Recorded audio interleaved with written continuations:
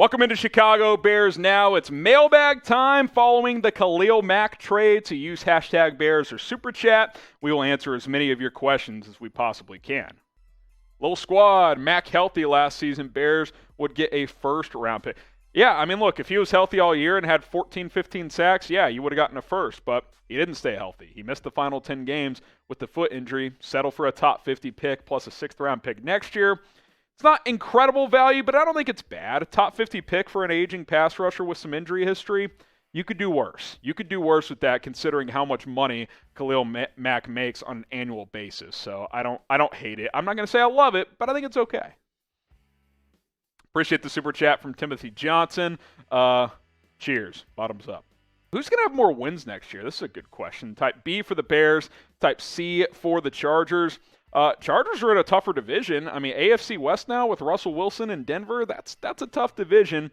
I'd probably still lean the Chargers. This is clearly a win-now move for them, but the division beyond Green Bay is much more manageable in the NFC North.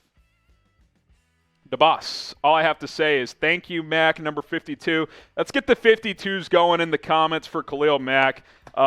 Really good tenure in Chicago. You would have liked to have won more. That 2018 season will always be one of the big what-if moments. You trade for him, you win the division, and then the double doink happens. Who knows how fate changes for so many people if that field goal simply goes through? What happens to Trubisky? What happens to Nagy? Does this team turn a corner and kind of go on a run for a few years? But it didn't go in, and that moment, it's like time stopped, and things changed after that. But that doesn't mean Khalil Mack wasn't a pro throughout the process. He was great.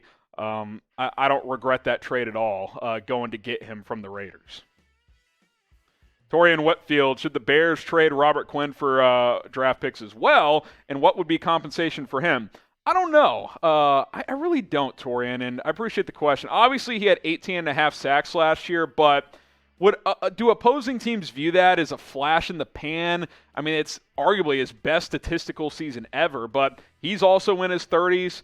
And now that you've traded Mack, do you want to trade Quinn also? I mean, you got to have somebody to rush the passer in addition to Travis Gibson. I kind of think Quinn stays. I think he stays, Mack goes, and Travis Gibson gets another year of grooming as a second pass rusher.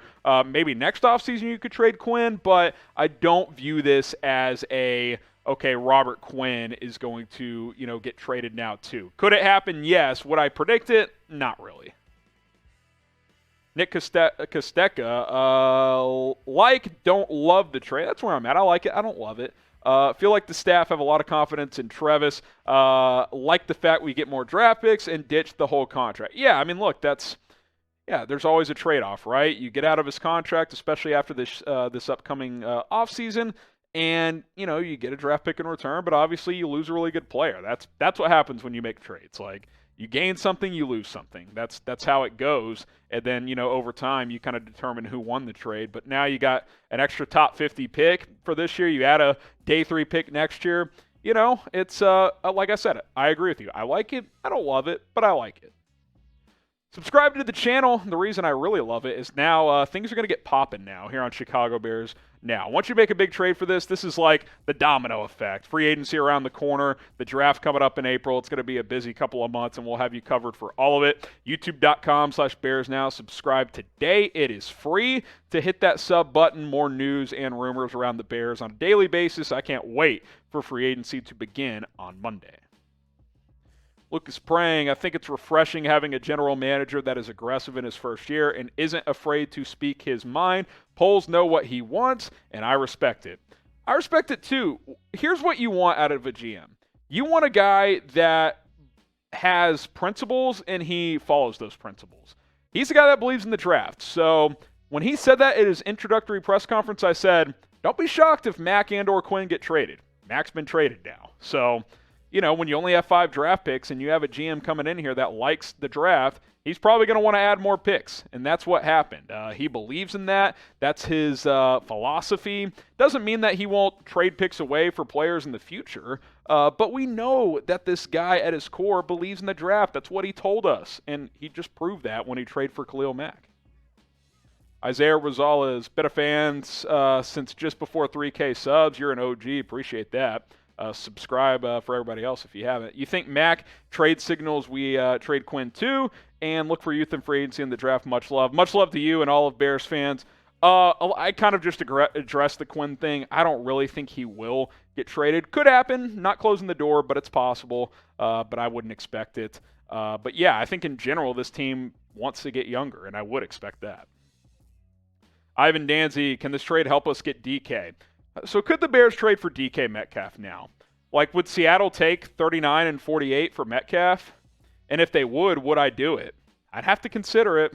You wouldn't have a pick until the 3rd round, but you get DK Metcalf with Justin Fields. We keep hearing, what do the Bears want to do with this passing game? Vertical passing game. What does DK Metcalf do? He runs go routes and gets behind secondaries. They would fit together really well, in my opinion, him and Fields. And, 2 top 50 picks for Metcalf, that's pretty good value. He's still young. I don't know if Seattle is going to go for a complete exodus and rebuild. But if he truly is available, that's a guy I would love to have. Jacob03, do you think Mack will recover to play for the Chargers by week 1? I don't know. I wish him the best. I wish him well. I would assume he's going to be ready to go by week 1 of next year. Otherwise, the Chargers probably don't trade for him without doing their own medical background information. But, look, I wish him the best, and I hope he balls out for the Chargers. Grade Ryan Poles' job so far. This is kind of the first big move for him. Rate it from 1 to 100, 1 being, he sucks, he's trash, 100 being, this is incredible, I love what he's doing so far. It's hard to grade it because we haven't even seen a game be played yet, but I like his conviction, I like his confidence, and he's very stern in what he believes in. So I'm a believer so far. Obviously, like any new hire, coach, GM, player, time will tell, and time will certainly tell on this Khalil Mack trade. Ray Guns, we should get Chris Olave trade up.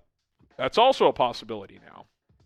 You got 2 top 50 picks, so if you want to move into the 1st round, you've got the ammunition to do so. You could trade 39 and 48 to get up into the top, around 25 potentially. So I think that's possible, and I'm not saying it would for sure happen, but it gives you the flexibility to do so if you want to make that move.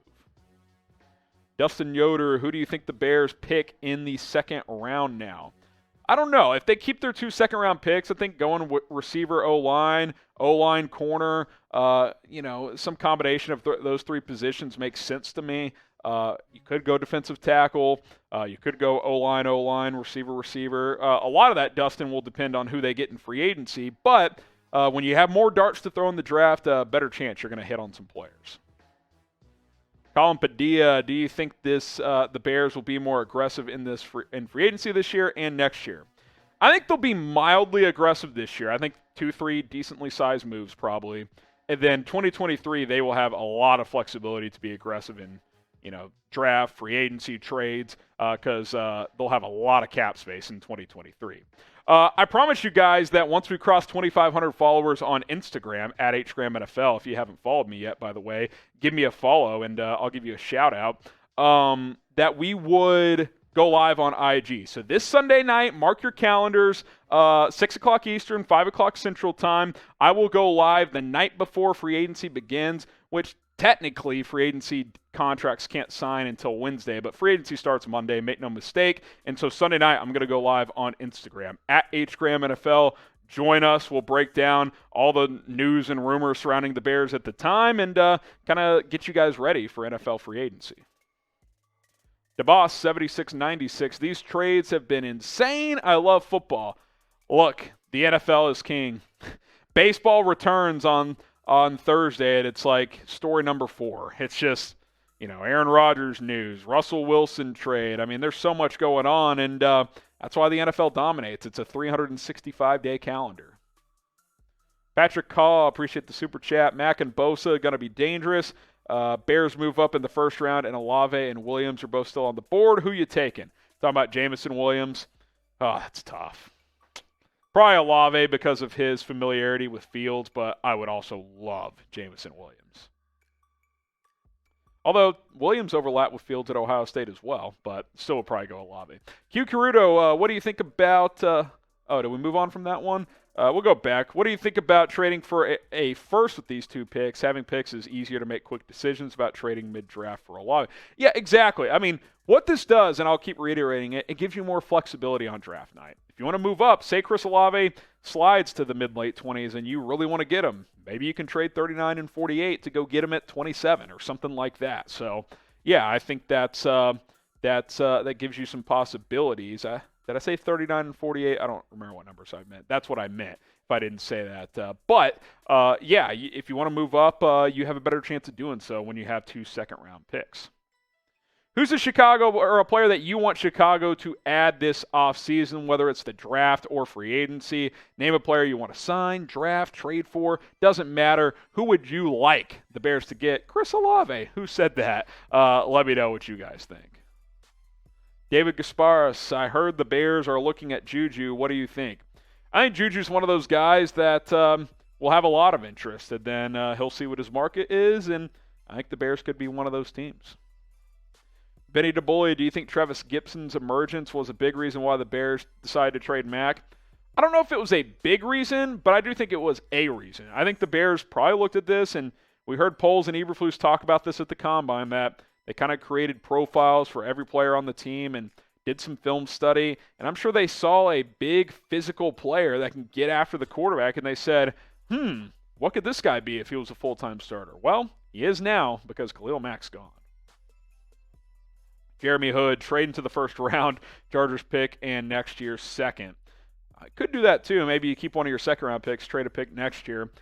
Again, Jeremy, I'll keep telling you guys, it's possible. It is very possible to trade up into round 1 all of a sudden. Tiger, are the Bears going to get some comp picks this year? Last I checked, no comp picks expected for the Bears this year. So, not ideal, but it is what it is. They should get some next year, especially for guys like Allen Robinson and Akeem Hicks, but we'll see beyond that.